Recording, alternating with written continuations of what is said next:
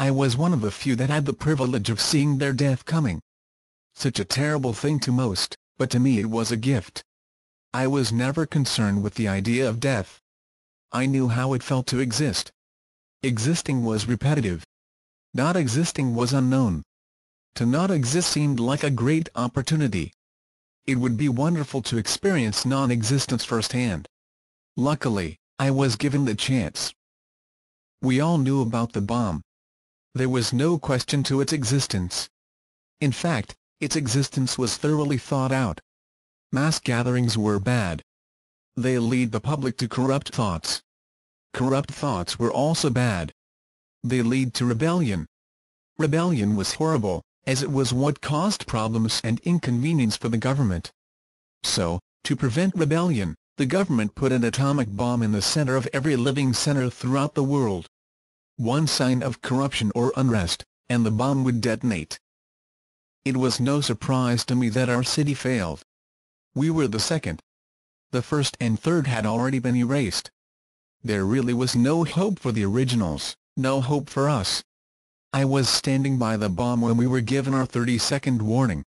The crowd around me went into the predictable panic and frenzy that normally ensues at the time of apocalypse. I just stood there, looking at the bomb, the single object that would send me into non-existence. The countdown behind me hit 1, I closed my eyes. While most would think that their entry into death would be shrouded in shadow and darkness, mine was quite the opposite. My surroundings went white, and as I felt my body disintegrate, I realized something fantastic. While I ceased to exist, my conscious thought was still there, still functioning. For some reason, I was completely enthralled and elated with this. I began to laugh. My moment of joy was brought short as the white around me began to fade. I realized I was still able to see, as the world around me began to crystallize and come into focus. I then saw the first thing of my non-existence, and it was something I would have never expected.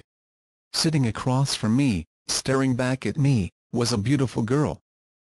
Shocked as I was by the sight, I still took the time to engulf my surroundings.